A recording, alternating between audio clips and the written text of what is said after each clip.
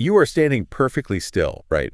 But inside, I mean, it feels like a literal riot just broke out. Oh, absolutely. The internal chaos is real. Right. Your heart is slamming against your ribs. Thud, thud, thud. It hits so hard you can actually, like, hear it echoing in your own teeth. Yeah, that intense pounding right in your ears. Exactly. And your palms are slick, your chest is tight, like someone cinched a heavy leather belt around your lungs. It's a deeply physical sensation. You're suffocating a little bit. Yeah. Maybe you're standing behind this heavy velvet curtain and there are, I don't know, 7,000 people on the other side just waiting for you to speak. Terrifying. Or maybe, you're just sitting in your car in the parking lot of your office. You're gripping the steering wheel, just trying to summon the courage to walk in and ask your boss for a raise. Which can feel just as high stakes to the body. Definitely. Well, Or perhaps you were just walking down the jet bridge onto a commercial airplane, and your brain is just screaming at you to turn around and sprint the other way. we have all been there. We really have that physiological hostage situation, that invisible wall. Well, welcome to the Mind Master. I'm so glad you are here with us today because we are going to crack the code on arguably the most paralyzing, frustrating, and honestly universal force in human psychology. And that force is fear. Fear, yes. But hey, before we get into the actual mechanics of how to dismantle this invisible wall, do me a really quick favor. Hit that subscribe button to the My Master channel right now. Yes, take just 1 second to subscribe. Seriously, do it right now. You are going to want to have these kinds of life-changing psychological insights delivered to you every single week. Because today, we aren't just doing some surface-level overview, right? No, not at all. We are doing an intensive deep dive into a revolutionary, scientifically backed cognitive weapon against anxiety. That's a complete paradigm shift. It really is. We are going to completely deconstruct fear, figure out exactly how it operates in your body, and then give you the the actual biological tools to override it. Because fear is the ultimate gatekeeper, really. Right. It stands between you and the life you actually want to be living. So, okay, let's unpack this. Where do we even begin to dismantle something as primal and, well, massive as human fear? Well, I think we have to begin by addressing the giant elephant in the room. Which is? The sheer volume of terrible, scientifically illiterate advice out there regarding fear. Oh, man. Don't get me started on the bad advice. I mean, there is this pervasive myth in the self-help world, and frankly, even in some mainstream pop psychology circles, they try to convince us that fear isn't real. Right, you see it on those cheesy motivational posters all the time. Exactly. They say things like, fear is just an illusion, or they use that really tired acronym, you know, the one. Oh, false evidence appearing real. Yes, that one. But if we look at the clinical reality, and if we actually analyze the neurological source material we are deep diving into today, we have to aggressively debunk that concept right out of the gate. We had to throw it in the trash. Literally. Telling someone that their fear isn't real is pure, unadulterated baloney. Baloney. I love that. But it's true. Fear is incredibly real, and it's a deeply physiological event. Yes. It is not just in your mind. It is so real. I mean, it is incredibly frustrating to be told it's all in your head. When you are standing at the edge of a high diving board or you're waiting backstage, you aren't just imagining some vague concept of danger. Your body is reacting to a perceived threat. Right. Your physical reality has been completely altered. You are sweating. Your knees are legitimately shaking. Your stomach is doing backflips. It's a biochemical storm. Exactly. To tell someone, hey, just realize it's an illusion, it feels so entirely dismissive of the very real biochemical storm they're currently surviving. It minimizes their actual experience. It does. And beyond the physical symptoms, the consequences of fear are undeniably real too. It actively robs you of your life. It dictates what you do and what you avoid. Yeah, like if you have a fear of flying, the reality is that you are missing out on traveling the world. You're missing out on seeing new cultures or flying across the country to meet your newborn niece. You're shrinking your world. Exactly. If you are terrified of putting yourself out there, you might never launch that business you've been, sketching out on napkins for 5 years. The invisible barrier becomes a very real prison. So true. The barrier might be invisible to the outside world, but the missed opportunities, the unlived life, that is incredibly tangible. The unlived life is the ultimate consequence. And what we really need to understand for this deep dive is why. Why is fear such a tangible physical barrier rather than just a fleeting cognitive illusion like the posters say? Okay, so break that down for us. Why is it so physical? It all comes down to evolutionary biology.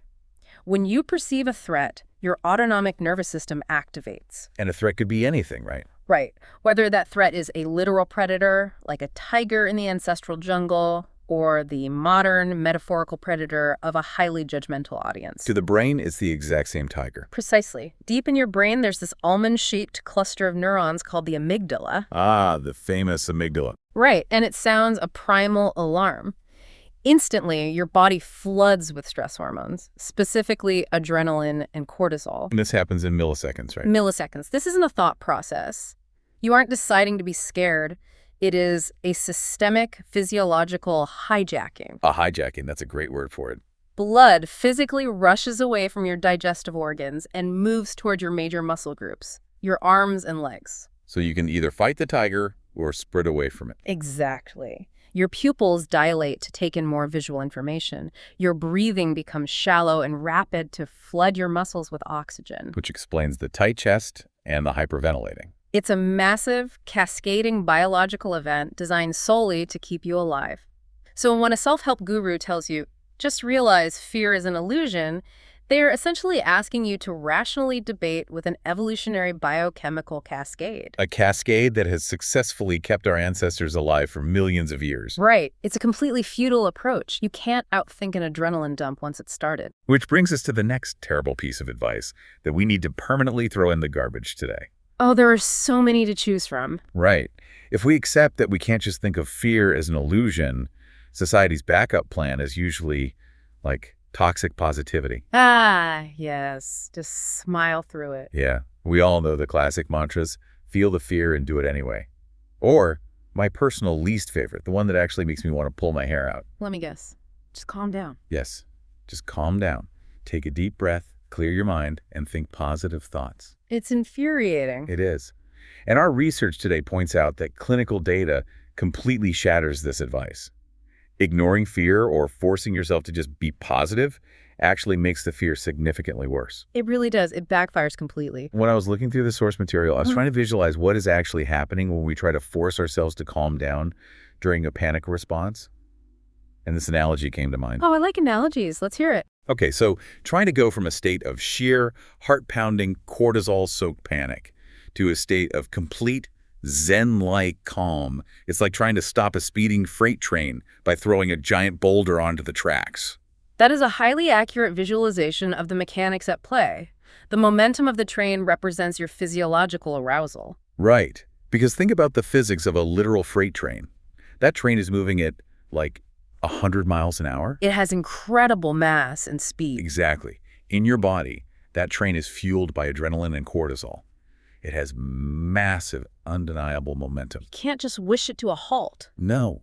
If you just toss a boulder onto the tracks, the boulder being this force-conscious command to just calm down or take a deep breath, the train does not magically acknowledge the boulder and come to a gentle, screeching halt. What did it do? It slams right into the boulder, and you get a disastrous, catastrophic derailment. A massive crash. Yes.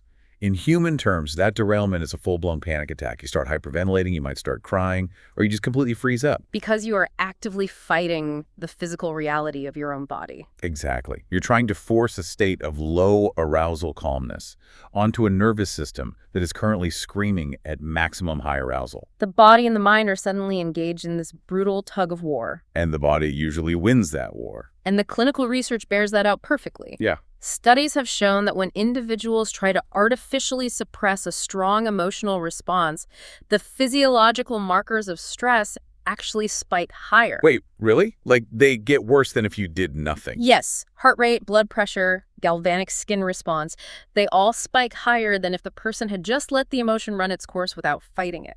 That is wild. But it makes sense based on the train analogy. It does. The act of suppression requires intense cognitive effort, which ironically adds to the overall stress load. So your brain is working overtime to fight your body. Exactly. The brain recognizes that you are struggling, interprets that internal struggle as further evidence of danger, and pumps out even more adrenaline. It's just a vicious cycle. It is. So this raises an important question for our deep dive today. If we cannot just slam the brakes on our fear, and if we cannot magically force ourselves into a state of Zen-like calm, How do we steer the train? Exactly. If the biological momentum is already moving at full speed and the cortisol is already dumped into our bloodstream, what do we do with all of that raw energy? Okay, here is where it gets incredibly fascinating. This is the pivot in the research that completely shifted my perspective. It's the core of the whole strategy. Right. We have to look at what that speeding train actually is. We call it fear, right? But let's look at the baseline biology of arousal. Okay, let's break it down. When you are terrified, we establish the symptoms. Your heart is racing, you are sweating, your chest feels tight, you have that awful fluttering pit in your stomach. Your mouth might go dry. Yeah, your mouth goes dry and your body is just surging with cortisol. You are in a hyper-aware, hyper-vigilant state. Highly aroused. But if you take a step back and look at those exact same symptoms in a vacuum, guess what else feels exactly like that? Excitement. Excitement. It blew my mind when I really thought about it. Precisely. We need to talk about this concept of symmetrical twins in the realm of human emotion. Symmetrical twins. I love that phrasing. From a strictly physiological and biochemical standpoint, fear and excitement are practically indistinguishable. Wait, like literally indistinguishable. Yes, they are both just states of profound physiological arousal.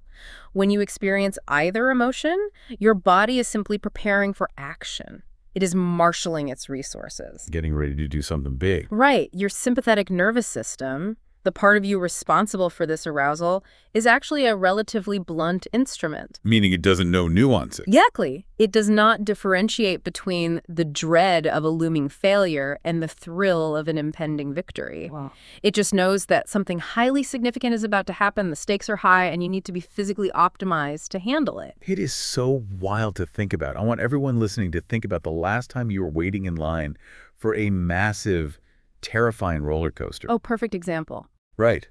The kind with the huge 300-foot vertical drop as you are strapped into the seat and the car is slowly clicking up that massive hill. Tick, tick, tick, tick.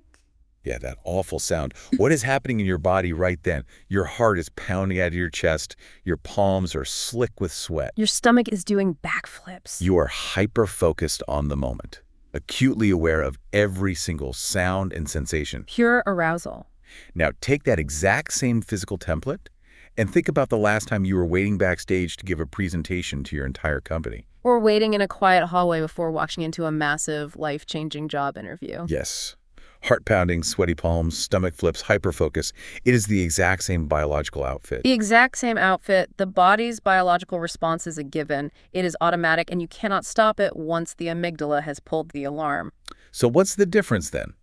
If the body is doing the exact same thing, why does one feel fun and the other feel like I'm going to die? The defining variable, the thing that determines whether you experience that physical arousal as debilitating panic or as exhilarating thrill, is the narrative your brain assigns to it. The narrative. Okay, break that down. The brain acts as the ultimate interpreter of the body's raw signals. It's like the translator. Exactly.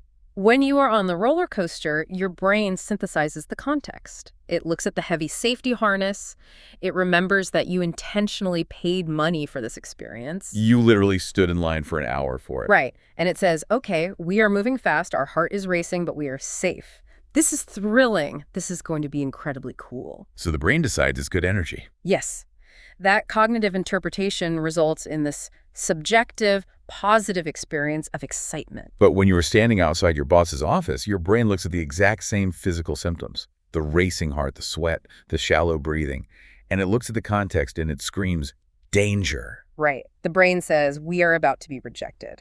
If we get rejected, we might lose our job. This is a threat to our livelihood and survival. Run away. It creates a narrative of doom. And suddenly, that exact same raw physical energy becomes paralyzing, suffocating fear. Because the brain told you it was fear. Exactly. It is entirely about what the higher level brain is doing while the lower level body is agitated. The brain is either working for you, framing the arousal as a challenge to be conquered, or it is working against you, framing it as a mortal threat. And if we connect this to the bigger picture, it fundamentally shifts how we must approach anxiety in our daily lives. It really does. For decades, therapy and self-help have focused on how to reduce anxiety, right? how to calm the body down. Stop the train. Stop the train. But the goal is no longer to eliminate the physical sensations, because we now know from the science that is biologically impossible in the heat of the moment. You can't undump the adrenaline. No, you can't. The goal is to hijack the narrative. Hijack the narrative. I love that. If the physical state of arousal is a given, we have to learn how to actively manipulate the cognitive interpretation. We have to change the label from danger to thrill. Going back to that earlier analogy, we have to stop throwing boulders onto the track to fight the physiological train. Exactly. Instead, we just need to quietly switch the tracks the train is running on. Route it toward excitement instead of dread. Okay, so that is the core mystery we need to solve right now. How do we actually do it? Right. Now that you, listening to this deep dive, understand that your body isn't actually betraying you, it's just agitated and ready for action, how do we actually manipulate the brain's narrative? How do we flip that track switch in real time? Yeah, especially when the panic is already bubbling up in our throats and our higher logic is completely shutting down. This brings us to the first mechanism of the neurological tool we are exploring today. The 5-second cognitive override. Yes. This is where the practical application of neuroscience becomes incredibly powerful. I am so ready for this. The strategy here is to interrupt the escalating fear loop. When you feel that surge of anxiety, like when the turbulence suddenly hits on the airplane, or when your name is called to step up to the podium. That moment of sheer panic. Yes. You recognize those physical symptoms we just discussed, and you immediately count backward in your head. 5. Again, I have to push back on this because I had a lot of skepticism when I first read this part of the research. I think a lot of people do. You were telling me that a biological cascade of cortisol, a literal survival mechanism honed over millions of years of human evolution, can be shut down by counting backwards from 5, like I'm on Sesame Street. I know how it It sounds. sounds like a cheap parlor trick. It sounds way too simple to stop a full-blown panic attack. And beyond that, why the specific direction? The direction is everything. Why backward? Why can't I just count 1, 2, 3, 4, 5? I do that all the time. And that skepticism is entirely valid, and it is exactly why the direction of the counting is the absolute linchpin of this entire mechanism. Okay, lay it on me. You cannot count forward, because counting forward is an ingrained automatic habit. You have been doing it since you were a toddler, learning your numbers. Right. It's just rote memorization. Neurologically speaking, habits, routines, and automatic behaviors are governed by a deeply embedded part of the brain called the basal ganglia. The basal ganglia. Okay. When you count 1, 2, 3, 4, 5, you aren't actively thinking. You could do it in your sleep. Very true. It does not require any executive focus or metabolic energy, which means it does not interrupt the fear circuitry currently operating in the amygdala. So the amygdala just ignores it. Completely. The amygdala ignores the basal ganglia because it doesn't view habitual actions as a solution to an immediate crisis. It says, we're in danger, why are you doing a habit? Wow. Okay. However, when you count backward, 5, 4, 3, 2, 1, you are demanding conscious, deliberate cognitive effort from your brain. Oh, because counting backward isn't a natural default state. Exactly. You actually have to focus on the sequence to not mess it up. Yeah. Like you have to think about what comes before 4. Precisely. By forcing a non-habitual conscious action, you literally switch gears in your mind. You awaken the prefrontal cortex. And the prefrontal cortex is the boss. It is. It's the shiny, evolved, logical, rational executive control center of your brain, located right behind your forehead. The part that does the heavy lifting. Yes. It is responsible for complex decision-making, emotional regulation, and cognitive flexibility. It goes offline during a panic attack. Right? Completely. When the amygdala fires up, the prefrontal cortex usually goes dark. That is exactly why we make terrible, irrational decisions when we are panicking. That explains so much. But by counting backward, you are shifting the neurological dominance away from the primal, fear-driven amygdala, and you are forcibly handing the steering wheel over to the prefrontal cortex. So it's a biological override. You are sending a clear biological signal to your nervous system that you are now asserting manual control over your thoughts. You have hit the cognitive clutch. Yes, you've interrupted the escalating fear loop and prepared the mind to shift into a new gear. Okay, that mechanism actually makes perfect sense now. The counting backward isn't some magic spell. It's a manual override switch to boot up the logical brain. Exactly. It just demands focus. So 5, 4, 3, 2, 1, hits the clutch on the brain. We have successfully interrupted the panic loop for a split second.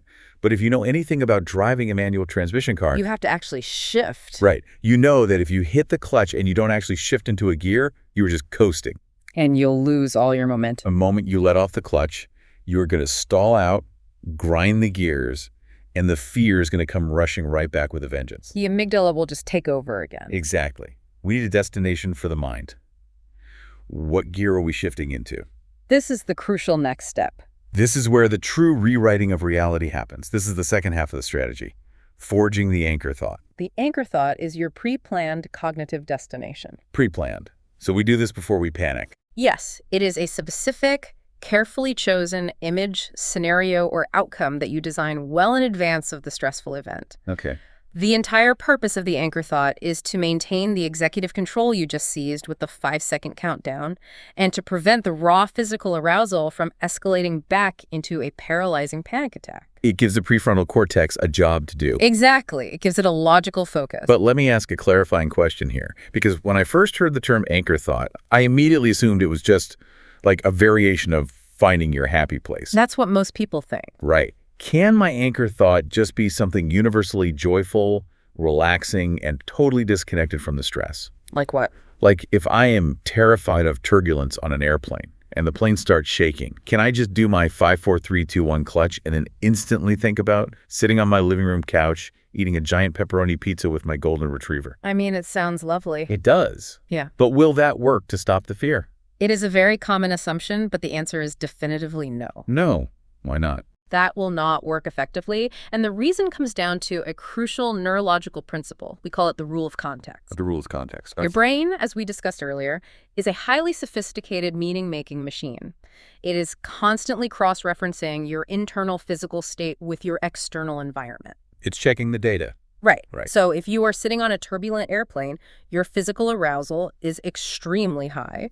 Your heart might be beating at 130 beats per minute. Cortisol is surging. You are sweating. The freight train is moving. Exactly. If you try to feed your brain an image of eating pizza on the couch with your dog, a scenario that is deeply associated with very low arousal, safety, and complete relaxation, your brain will outright reject it. Because the math doesn't add up. Exactly. It creates severe cognitive dissonance. So the brain calls your bluff. It looks at the imagery you are providing, and it looks at the physiological data coming from the body, and it says, why are you showing me a relaxing, low-stakes pizza scenario when our heart rate is 130 beats per minute and we are bouncing around in a metal tube at 30,000 feet? You're lying to me. This doesn't make sense. The imagery must be a lie. We must be in mortal danger, and the panic resumes instantly. Wow. So the anchor thought must make logical sense to the brain in relation to the highly stimulating, frightening event you are currently experiencing.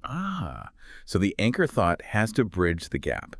It has to logically explain the high heart rate to the brain. Precisely. It needs to provide a logical, positive, high arousal context for the physical agitation. Okay, give me an example of a good one. For instance, if you are flying to Michigan to visit family for a reunion, your anchor thought should not be a random, calm, happy place. Not the pizza. Not the pizza. It should be a vivid, emotionally charged image of walking onto the shores of Lake Michigan, feeling the sand, and hugging your loved one. Oh, because that's exciting. Exactly. That thought is exciting, it is highly motivating, it involves high emotional arousal, and crucially, it is the direct, logical outcome of the terrifying flight you are currently enduring. It's the whole reason you're on the plane. The brain accepts it because it fits the physiological data. That makes so much sense. It has to be tied directly to the goal on the other side of the fear. Yes, the positive outcome.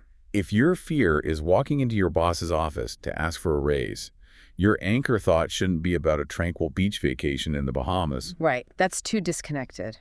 The anchor thought should be the feeling of walking out of that office an hour later, pulling out your phone in the hallway and calling your partner to say, I did it. I advocated for myself and I got the raise. Perfect. Or honestly, even if you don't get the raise, the anchor thought is the profound pride of knowing you finally stood up for your worth. That is still a high arousal positive state. The high arousal in your body, the racing heart, the sweaty palms, the shallow breath, suddenly makes complete sense to the brain. It perfectly aligns. The brain says, oh, our heart is racing, not because we were about to die, but because we were about to achieve something amazing and life-changing. It completely recategorizes the energy. It's brilliant. To illustrate just how incredibly potent this contextual anchoring is, we can look at several real-world case studies highlighted in the research we reviewed for this session. I loved these stories. Let's get into them. Let's take the example of a highly renowned public speaker. We are talking about someone who speaks to massive crowds for a living. Someone whose entire career depends on their ability to command a stage. Right. You would logically assume that after years of doing this, they simply don't experience fear anymore.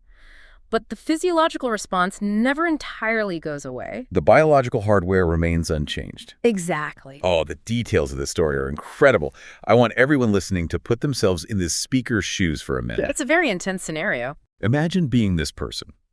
You are standing in the pitch black behind the main stage curtain. The house lights in the arena are down. There are 7,000 people sitting in the auditorium, murmuring, waiting for you. The anticipation is huge. The massive, booming intro video is playing on the 50-foot screens. The bass is thumping in your chest. The crowd is starting to roar. It's a sensory overload. This speaker's body goes into massive, undeniable arousal. We are talking pouring sweat, heart hammering against their ribs like a jackhammer, shortness of breath, tunnel vision. It is the exact textbook physical manifestation of sheer terror. But they use this neurological mechanism. They don't try to calm down. They don't fight the freight train. They recognize the physical symptoms. Right. They count 5, 4, 3, 2, 1 to wake up the prefrontal cortex, hit the cognitive clutch, and then they deploy their contextual anchor thought. And their anchor is brilliant. They vividly picture the impact they're about to have on those 7,000 lives. They picture the audience leaning in, engaged, having their own aha moments, and transforming their lives based on the presentation. It's highly arousing, but deeply positive.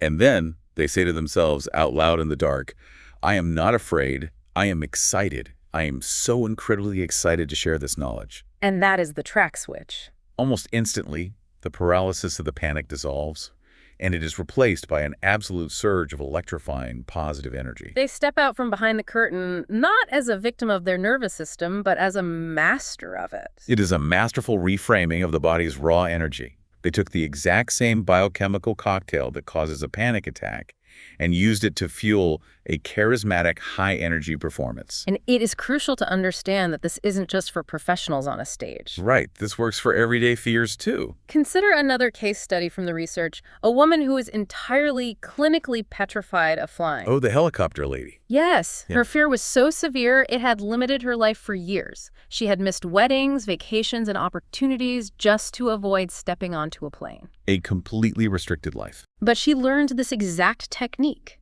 The 5-second cognitive override combined with a highly specific contextual anchor thought.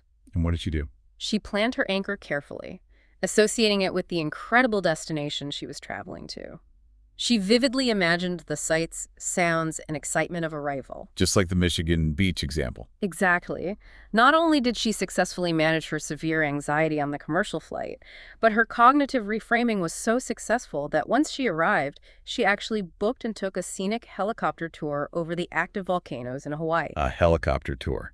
Let's just pause and appreciate the magnitude of that leap. It's a massive escalation. Anyone who has ever been in a helicopter knows that it is an incredibly intense, sensory overloading experience. It's not a calm environment. Not at all. You feel every single gust of wind. The rotors are deafeningly loud, vibrating through your entire skeleton. You're wearing those massive headsets, and the ground looks terrifyingly close, but also far away. It is a highly stimulating, high-arousal environment. For someone with a baseline, paralyzing fear of flying, to not only survive a smooth commercial flight, but to actively choose to put themselves in a helicopter. It proves the efficacy of the tool. It proves that this technique isn't just about white-knuckling it or just getting by.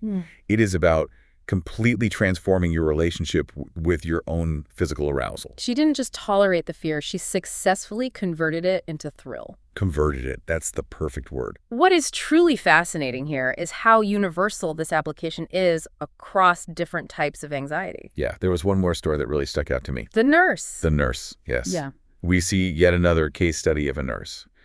For her entire career, she had been terrified of public speaking, even in small groups. Very common phobia. But she had this burning desire, a real deep-seated bucket list goal, to stand up and address her nursing colleagues.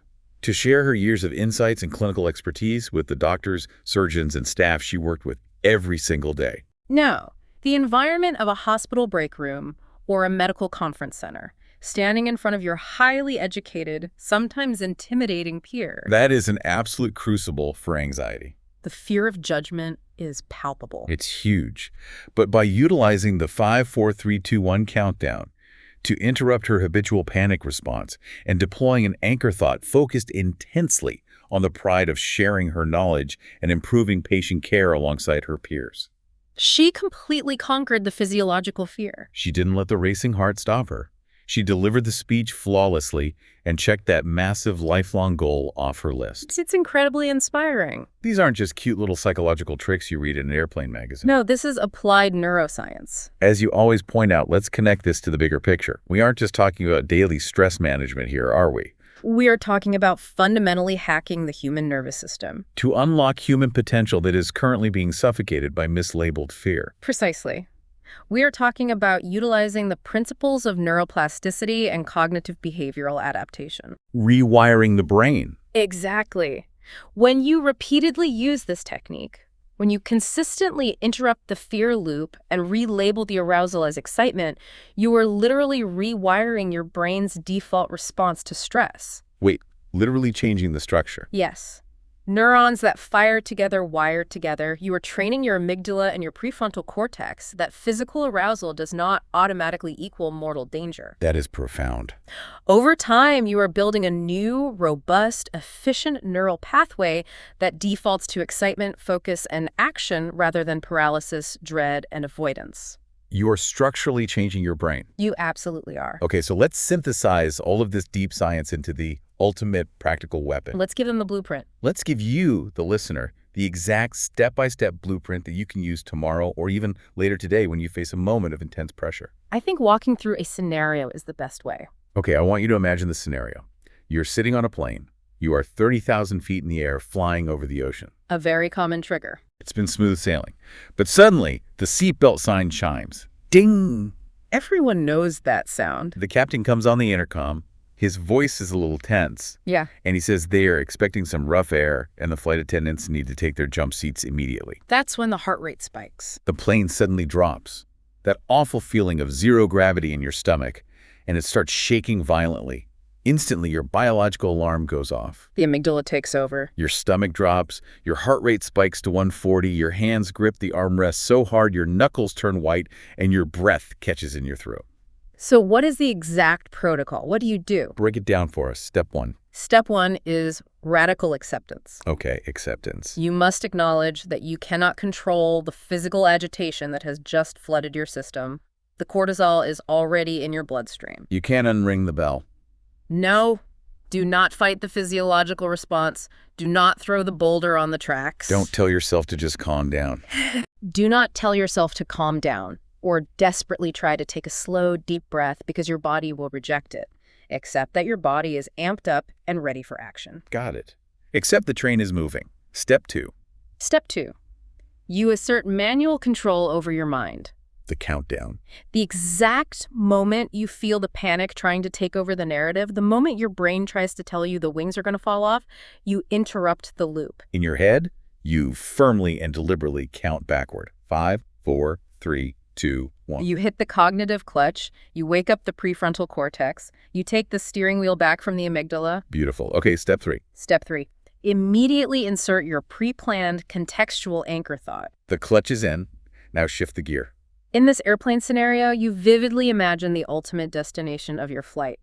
You picture walking off that plane, feeling the warm tropical air hit your face. Or hugging your family on the beach, or walking into your beautiful hotel room overlooking the ocean. Yes, you hold that logical, positive, high-arousal image firmly in your mind. And step 4, the final decisive blow to the fear. The labeling. Yes, you explicitly label the physical feeling. You tell yourself out loud if you have to, I am not afraid, I am excited. I am so excited to get to that beach. I'm excited to see my family. My heart is racing because I cannot wait to get there. And this is exactly why the brain buys it. It's so cool. Think about the sheer genius of this biological trick from an evolutionary perspective.